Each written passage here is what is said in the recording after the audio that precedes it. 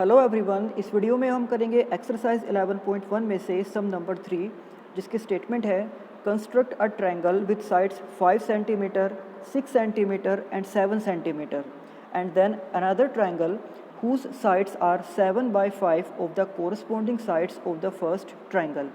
तो सबसे पहले हमें यहाँ पर एक ट्रायंगल को ड्रॉ करना है। उसकी साइड्स होनी चाहिए 5 सेंटीमीटर, 6 सेंटीमीटर एंड 7 सेंटीमीटर। और उसके बाद एक दूसरा ट्रायंगल हमें ड्रॉ करना है और उस सेकंड वाले ट्रायंगल की जो साइड्स होंगी वो फर्स्ट ट्रायंगल के साइड्स की 7 by 5 टाइम्स होनी चाहिए। तो अब आप देख सकते हो कि यहाँ पर सबसे पहले हम एक ट्रायंगल को ड्रॉ करेंगे जिसकी साइड्स हमें लेनी है 5 सेंटीमीटर, 6 सेंटीमीटर एंड 7 सेंटीमीटर। तो अब सबसे पहले हमने यहाँ पर एक लाइन सेगमेंट को ड्रॉ किया जिसकी लेंथ है 5 सेंटीमीटर।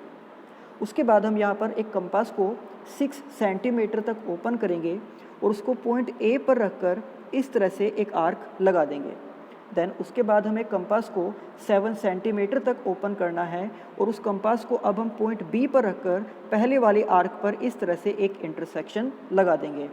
उसके बाद इन दोनों आर्क्स के इंटरसेक्शन को जब हम ए एंड बी के साथ ज्वाइन करेंगे तो इस तरह से हमारे पास वो ट्रायंगल आ जाएगा ए बी सी, जिसमें ए बी की लेंथ होगी 5 सेंटीमीटर, ए सी की लेंथ होगी 6 सेंटीमीटर, क्योंकि हमने यहाँ से जो आर्क लगाई थी उसमें हमने कंपास को 6 सेंटीमीटर ओपन किया था।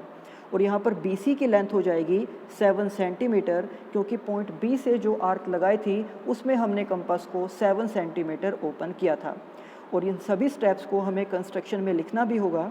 तो यहाँ पर सबसे पहला स्टेप हमारा है draw a line segment A B of 5 centimetre कि सबसे पहले हमने ए बी को ड्रॉ किया था और उसकी लेंथ हमने ली थी 5 सेंटीमीटर। देन उसके बाद taking A and B as centre draw arcs of 6 centimetre and 7 centimetre radius.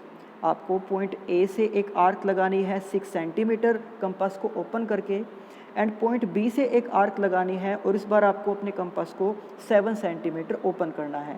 और इन दोनों आर्क्स के इंटरसेक्शन को हम नाम देंगे सी और उसको हम ए और बी के साथ ज्वाइन कर देंगे। तो आगे हमने लिखा है let these arcs intersect each other at point सी।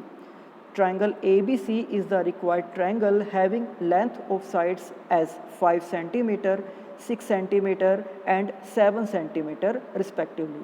तो यहाँ AB की लेंथ 5 सेंटीमीटर है, AC की लेंथ 6 सेंटीमीटर है एंड BC की लेंथ 7 सेंटीमीटर है। इसके बाद इसी के सिमिलर एक दूसरा ट्रायंगल ड्रॉ करने के लिए अब हमें यहाँ पर AB से एक्यूट एंगल बनाते हुए एक रे को ड्रॉ करना होगा और उस रे को हम नाम देंगे AX। So step number 2, draw a रे AX making acute angle with line AB on the opposite side of vertex C। तो आप यहाँ पर डायग्राम में देख सकते हो कि जो हमारे पास AB लाइन सेगमेंट है उस AB के साथ एक्यूट एंगल बनाते हुए हमने इस तरह से एक रे को ड्रॉ किया और इस रे को हमने नाम दिया है AX। अब इसके बाद step number 3, locate 7 points A1, A2, A3, A4, A5, A6 and A7। तो हमने यहाँ पर 7 पॉइंट्स ही क्यों मार्क किए हैं उसका रीज़न यहाँ पर ब्रैकेट में हमने लिखा हुआ है as 7 is greater between 5 and 7। जैसे कि आप यहाँ पर देख सकते हो कि स्टेटमेंट में हमें कहा गया था कि जो सेकंड ट्रायंगल हमें ड्रॉ करना है उसकी साइड्स फर्स्ट वाले ट्रायंगल की साइड्स की 7 by 5 टाइम्स होनी चाहिए।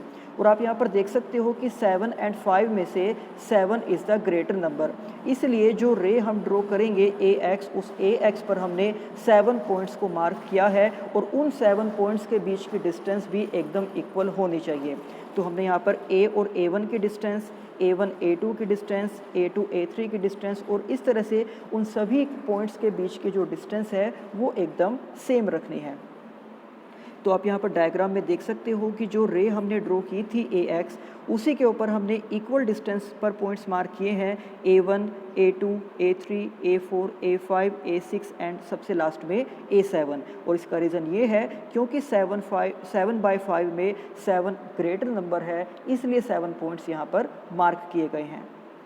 अब हमारा नेक्स्ट स्टेप होगा join BA5 and draw a line through A7 parallel to BA5 to intersect extended line segment A B at point B dash.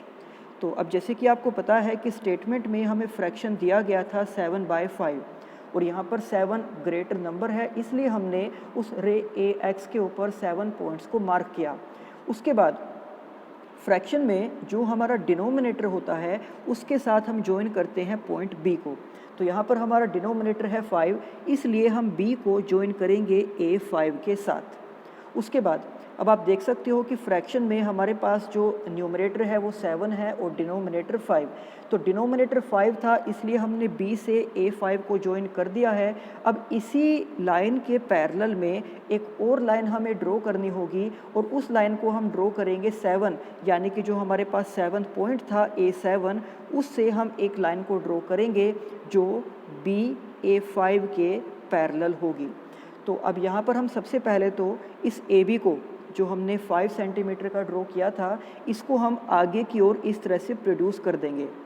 Then उसके बाद हम यहाँ पर A7 से एक लाइन ड्रॉ करेंगे और ये जो लाइन है वो BA5 के पैरेलल है। और अब ये जो लाइन हमने ड्रॉ की है A7 से, ये उस प्रोड्यूस की गई AB को इंटरसेक्ट करती है पॉइंट B डैश पर।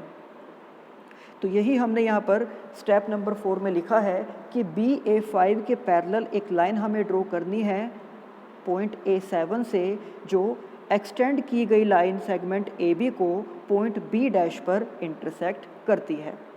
उसके बाद step number 5, draw a line through B dash parallel to BC intersecting the extended line segment AC at C dash. तो अब हमें यहाँ पर जो ये लाइन सेगमेंट है, यानी कि जो ट्रायंगल की साइड है AC, इस AC को भी ऊपर की ओर इस तरह से प्रोड्यूस करना होगा। एंड देन अब इसके बाद हम यहाँ पर इस पॉइंट B डैश से एक लाइन ड्रॉ करेंगे जो BC के पैरेलल होगी। तो BC के पैरेलल एक लाइन हमने ड्रॉ की है पॉइंट B डैश से, और अब ये जो लाइन ड्रॉ की गई है ये उस एक्सटेंड की गई लाइन AC को इंटरसेक्ट करती है पॉइंट C डैश पर।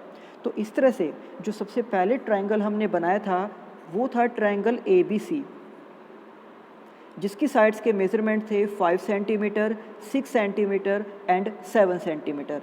और इसी के सिमिलर में जब हमने दूसरा ट्रायंगल बनाया तो वो ट्रायंगल है AB dash C dash, triangle AB dash C dash.